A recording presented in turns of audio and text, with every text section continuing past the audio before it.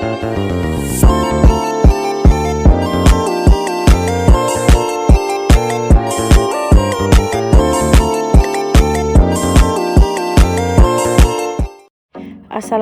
warahmatullahi wabarakatuh. Kami dari kelompok F akan mempresentasikan tugas K3 LH kami dengan dosen pengampu Bapak Profesor Dr. Gufran Dedirawan MED. Kami dari kelompok F terdiri dari 3 orang anggota kelompok yang masing-masing bekerja sama memenuhi tugas dengan judul alat pelindung diri atau yang biasa disebut dengan APD. Sebelum kami masuk ke pembahasan lebih lanjut, izinkan kami untuk memperkenalkan diri terlebih dahulu. Yang pertama, Anjas Farma Pratama dengan NIM 2402015000006. Selanjutnya yang kedua, dengan saya sendiri atas nama Tasya 24015000001. Lalu yang terakhir Muhammad Fahri Akbar D dengan NIM 24015010009. Definisi alat pelindung diri atau APD adalah perlengkapan yang biasa digunakan oleh pekerja untuk melindungi diri dari berbagai risiko yang ada pada lingkungan kerja. 2. Fungsi utama alat pelindung diri atau APD adalah untuk melindungi bagian tubuh pekerja dari risiko fisik, kimia, biologi, maupun ergonomi. Jenis-jenis APD. APD dapat dibedakan menjadi beberapa kategori.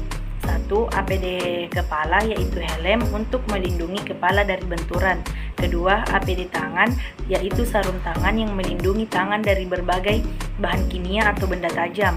Ketiga, APD tubuh yaitu rompi atau pelindung tubuh. Keempat, APD kaki adalah sepatu untuk melindungi kaki dari berbagai benda berat. Kelima, APD pernapasan yaitu masker untuk melindungi sistem pernapasan dari partikel berbahaya. Keenam, APD mata yaitu kacamata untuk melindungi mata dari percikan atau partikel berbahaya.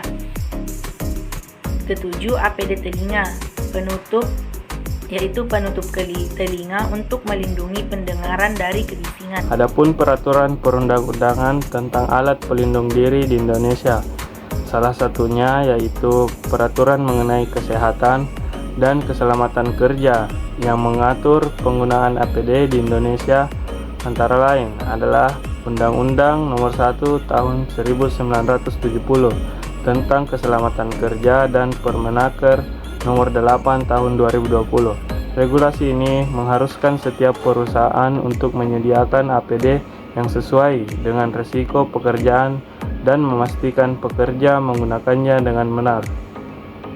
Efektivitas penggunaan APD yang pertama itu studi-studi sebelumnya.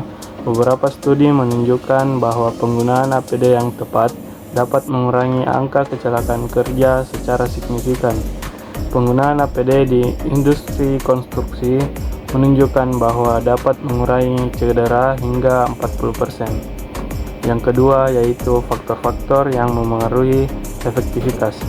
Efektivitas penggunaan APD dipengaruhi oleh beberapa faktor, termasuk kesesuaian APD dengan jenis pekerjaan, pelatihan yang diberikan kepada pekerja, dan tingkat kepatuhan pekerja dalam menggunakan APD.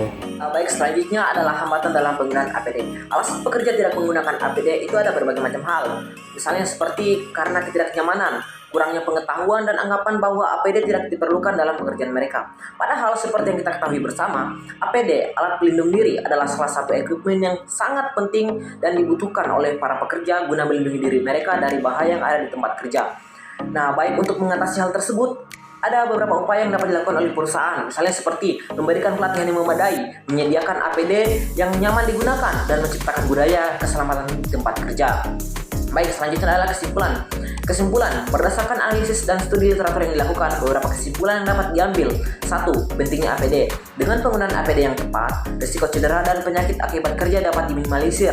Studi menunjukkan bahwa APD yang sesuai dapat mengurangi angka kecelakaan kerja hingga 40%. 2. Faktor yang mempengaruhi penggunaan APD termasuk faktor individu, organisasi, dan lingkungan kerja. Pengetahuan dan sikap positif pekerja terhadap keselamatan kerja sangat berperan dalam disiplin penggunaan APD.